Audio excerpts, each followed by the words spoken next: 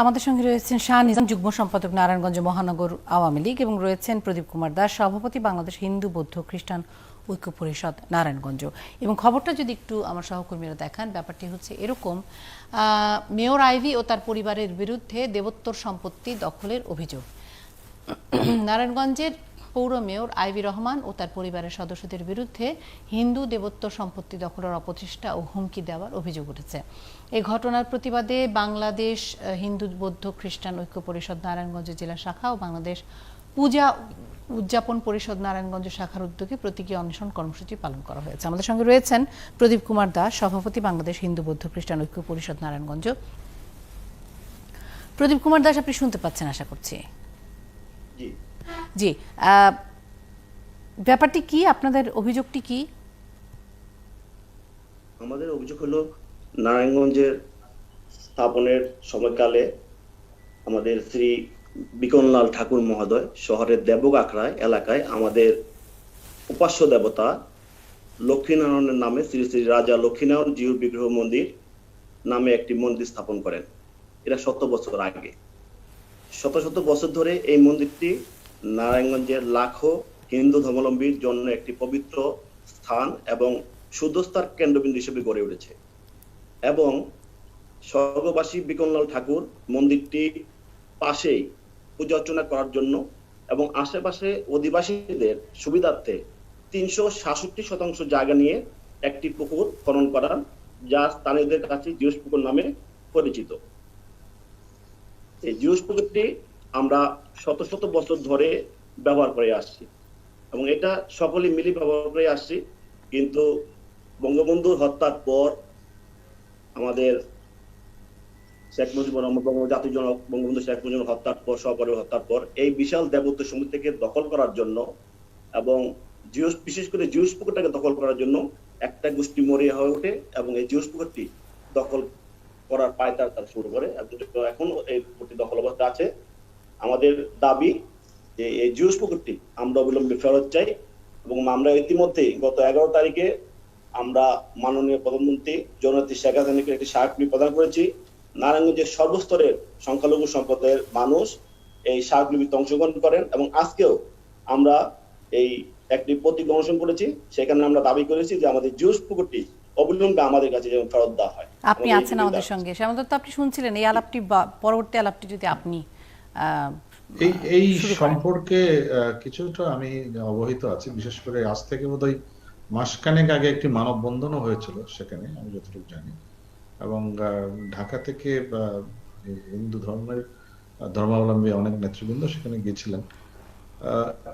এই ব্যাপারে আমি জানি না ঠিক এক্স্যাক্টলি কি কারণে এই বিষয়গুলো ঘটছে। বিশেষ করে সেলিনা হায়াত আইভী নিজে একজন জনপ্রতিনিধি, সেখানে তার দ্বারা কেন এই ধরনের একটি ঘটনা ঘটছে, আমার মনে হয় এটা আরো বিস্তারিত জানার আগ্রহ আছে এখানে।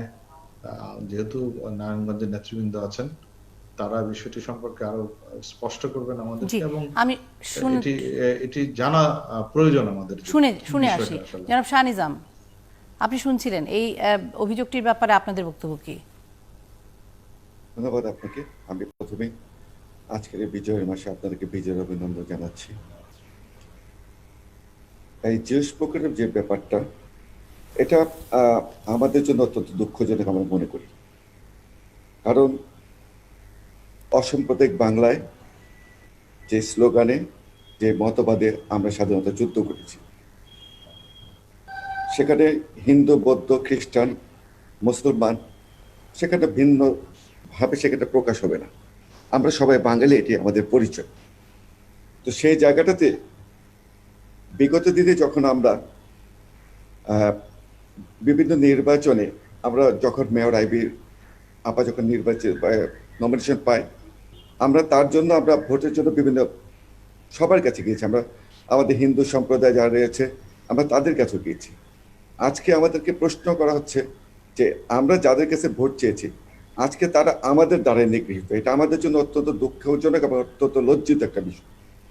তা হিন্দু সম্প্রদায়ের যে জিনিসটা জিউস পুকুরের যে ব্যাপারটা, এটা আমরা নারায়ণগঞ্জের যারা ছোট থেকে বড় হয়েছে আমরা সবাই জানি যে এটা দেবোত্তর সম্পত্তি। এটা দেবোত্তর, এটা হিন্দুদের সম্পত্তি, একটা ঠাকুর বিষয়।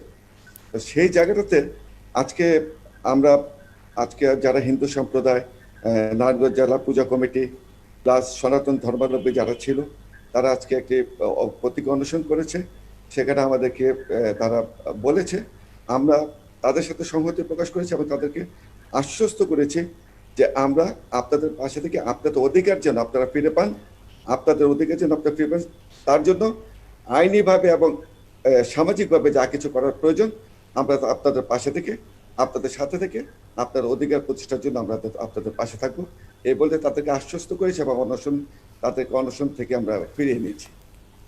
জনাব শাহ নিজাম, হিন্দুরা তো এই দেশেরই নাগরিক, তাদের পাশে থাকতে হবে কেন আলাদা করে?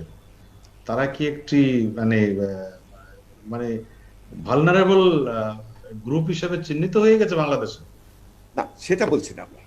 আমরা যেহেতু আমরা আজকে সবাই আমরা রাজনৈতিক ব্যক্তিত্ব, না, আমরা এই বিষয়গুলো আমাদের সামনে এমন ভাবে আসে, এখানে আছেন নারায়ণগঞ্জে, তাদের পাশে দাঁড়াতে হচ্ছে তাদের জন্য। মানে তারা একটা আলাদা জনগোষ্ঠী, বাংলাদেশের জনগোষ্ঠীর সাথে তারা বোধহয় নাই, একই জনগোষ্ঠী হিসেবে চিহ্নিত না বোধহয় বাংলাদেশ। না শ্যামলদা, কথাটা সেই জায়গাটাতে না। কথাটা হচ্ছে যে আজকে যারা সনাতন ধর্মাবলম্বী কিংবা পূজা কমিটি কিংবা আমাদের হিন্দু সম্প্রদায় যারা আজকে অনশন করেছে, সেই জায়গাটাতে আমরা যারা বিভিন্ন রাজনৈতিক ব্যক্তিবর্গ, আমাদের সামাজিক নেতৃবৃন্দ, বিভিন্ন সংগঠনের নেতৃবৃন্দ, আমাদের বার অ্যাসোসিয়েশন, আমরা তাদের পাশে দাঁড়িয়েছি এই জন্যই যে আমাদের কারো অধিকার যেন কোনো শক্তি কিংবা কোনো গোষ্ঠী কিংবা কোনো পরিবার যেন খর্ব করতে না পারে, এটাই আমাদের আজকের প্রত্যাশা ছিল।